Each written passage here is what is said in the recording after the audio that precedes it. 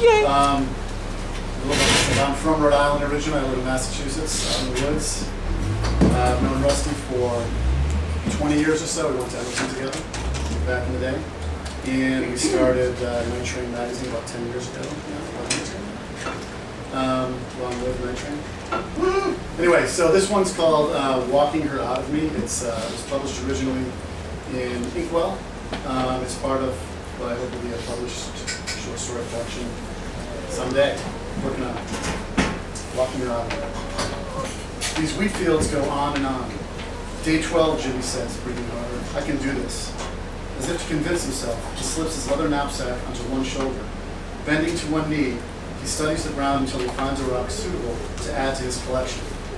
He chooses a partially buried, walnut-sized gray stone, scraping it from the ground with his fingernails until it pops into his hand. After putting the stone into his knapsack, he continues on, leaning forward slightly to counterbalance the weight. In the field to his right, far in the distance, a bright red combine harvests wheat. Kachunga, kachunga, kachunga. That's the sound. Jimmy and his knapsack left home 12 days ago. His girlfriend Nadia leaning out the upstairs window all the while. He didn't flinch as the TV remote whizzed by his head and smashed onto the street. Good arm, Nadia, he shouted. Where are you going, Jimmy? She said, suddenly with a great degree of affection. Jimmy reminded her that she just told him that their relationship didn't have any legs. But I'll miss you, she said. Jimmy told her to go put on some clothes, proud of himself for not faltering. It was time to start over. As Nadia slammed the window shut, Jimmy closed his eyes and let the sun fill his face. To ready himself for the long walk, he went directly to Mason's Shoes in the center of town and bought new boots. They're the kind of boots that workmen wear on construction sites, steel tipped with extra long laces that need to be wrapped around the ankle several times before tying. And they're designed to last. Jimmy checks the soles every few hours for wear and tear. He does this again now. Nothing. They may last forever. He used his Visa card to pay for the boots. Then he asked the girl behind the counter for a pair of scissors.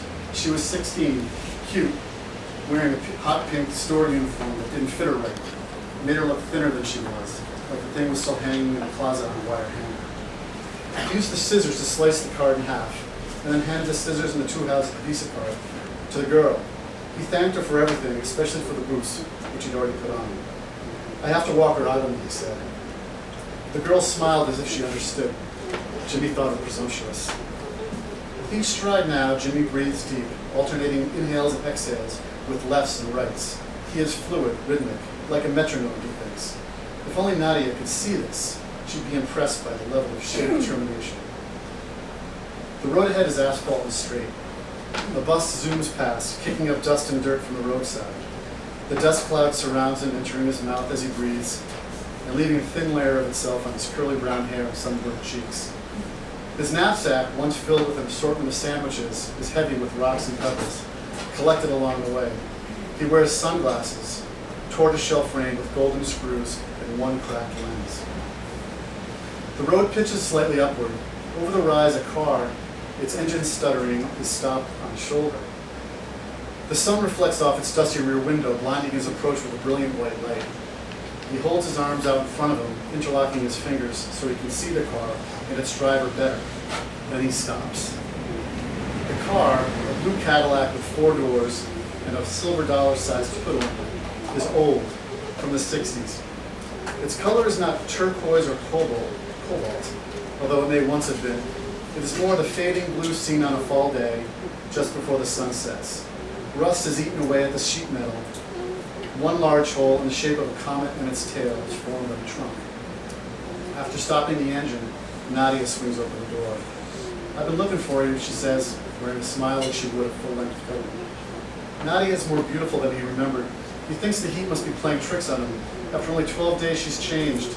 Her hair is softer, blonder, and shoulder-length. And her eyes, the greenish-gray color of a mako, don't have any hurt left in them. I have to sleep now, she says. You can't go on like this. With a sun-tanned arm, she leans on the car's rooftop. The arm is covered with rows of golden hair, glistening with sweat. You said we were through, Jimmy says. I've almost roughed you off. Her brow is furrowed as she seems to consider her words very carefully. Then she says finally, 12 days, Jimmy, let's be realistic. I can go 12 more, Jimmy says without hesitation. Check this out. And he shows her the sole on his left boot. Don't get surly with me, Nadia says. I've come all this way to get you back. Besides, it's almost too late. Kachunga, kachunga, kachunga. Combine is getting closer.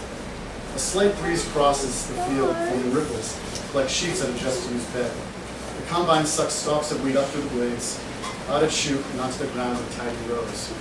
As Jimmy lets the knapsack drop to the ground with a thump, he stops beside the car, close enough to smell her. His lower back and legs begin to ache. Of course, he says, you're right. But I hate to give up. He says the last part with a dry whisper. Even without the weight of the rock-filled knapsack, he feels heavy, as if the Earth's gravity has suddenly increased fourfold.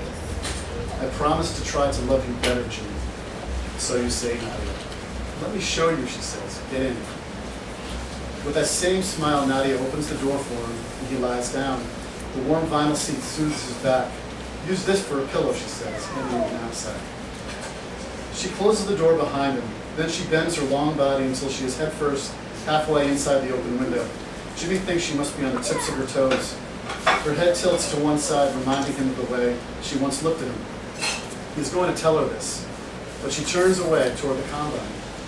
Kachunga, kachunga, kachunga. Jimmy says nothing as she hurriedly removes each of his new boots. First the left one, off and onto the ground, then the right. Jimmy used to believe that love lasted forever. Then he believed that you could pour it out of you, like water from a pitcher. He and Nadia never seemed to be in sync on such issues. Watch this, she shouts over the sound of the compound. She steps away from the car with a boot in her hand. Just like football, fingers on the laces. One at a time, she throws the boots far, deep, professionally. Perfect spirals. They streak across the blue sky, laces trailing behind, each landing in the path of the combine. She never even glanced at the soles.